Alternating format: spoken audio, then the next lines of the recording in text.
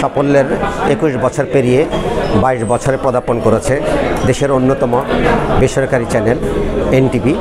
আজকে সেই এনটিভির প্রতিষ্ঠা বার্ষিকীতে নারায়ণগঞ্জ প্রেস ক্লাবে আজকে কেক কেটে ইতিমধ্যে আমাদের এই প্রতিষ্ঠা বার্ষিকী উদযাপন করা হয়েছে।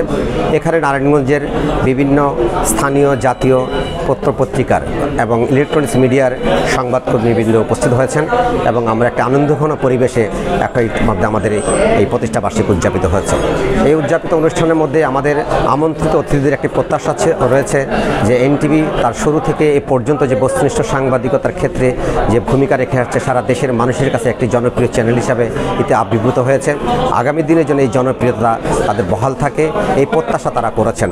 আমরাও বলতে চাই যে আমার এই নারায়ণগঞ্জে যারা আমরা কাজ করছি, আমরা নারায়ণগঞ্জবাসীর উন্নয়নে এবং নারায়ণগঞ্জের উন্নয়নের সাংস্কৃতিক এবং সকল ক্ষেত্রে নারায়ণগঞ্জকে একটি পজিটিভ নারায়ণগঞ্জ হিসাবে এনটিভির মাধ্যমে আমরা সারা বিশ্বে পরিচিতি তুলে ধরার চেষ্টা করব এবং নারায়ণগঞ্জবাসীর যে প্রত্যাশা এনটিভির কাছে, সেটা আমরা তাদের সে প্রত্যাশা পূরণ করার জন্য সর্বোচ্চ চেষ্টা চালিয়ে যাব।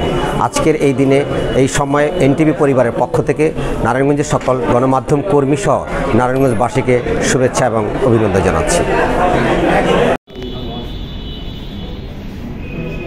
এনটিভি যখন শুরু হয় তখন শুরুতেই তারা সারা জায়গায় শুরু করা বাংলাদেশ এবং খুব ভালোভাবে সারা জায়গায় এবং এটা সেই সময় অত্যন্ত জনপ্রিয় চ্যানেল।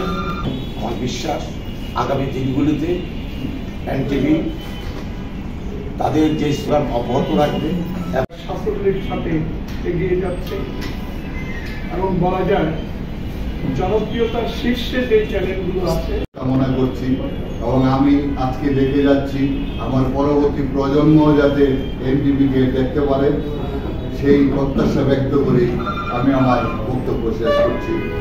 আল্লাহ হাফেজ।